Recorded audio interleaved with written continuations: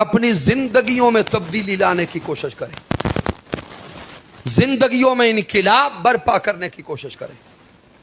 اور یہ اللہ کا کرم ہے کہ مالک کائنات نے ہمیں حضور شیخ الاسلام ڈاکٹر محمد طاہر القادری مدہ ذلہ والی جیسی شخصیت قائد کے طور پہ عطا کی ہے.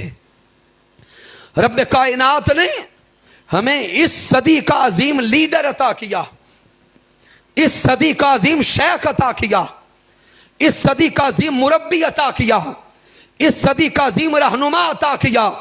وہ شیخ کامل جو ہر لمحہ ہر حال میں ہماری رہنمائی کرتے رہتے ہیں، وہ عبادت میں ہو، تربیت میں ہو، فکر میں ہو، نظریہ میں ہو، اعمال میں ہو، اخلاق میں ہو، اصلاح احوال میں ہو، سائنس میں ہو، ٹیکنالوجی میں ہو. رب کائنات نے ہمیں وہ شیخ، وہ لیڈر، وہ رہنما عطا کیا جو ہر میدان میں ہمیں رہنمائی دیتے رہتے ہیں.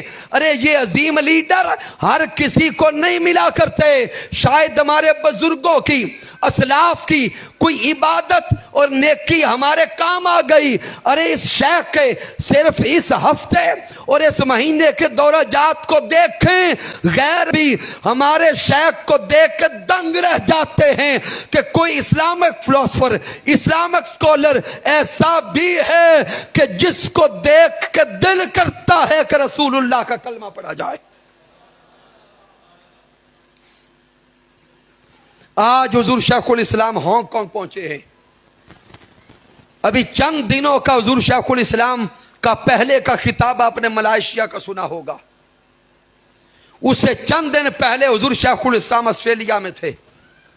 پھر یو کے کا سارا وزٹ، یوٹیوب کو وزٹ کریں اور دیکھیں کہ دیگر ممالک کی کہ بڑے بڑے لوگ وہ ود یونیفارم آپ کے شیخ کو سننے کے لیے سامنے بیٹھتے ہیں.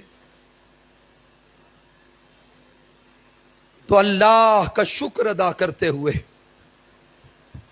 سامعین محترم، آئیے ہر روز رب کی بارگاہ میں سجدہ کر کے اپنے شیخ کامل کی صحت اور تندرستی کے لیے دعا کیا کریں.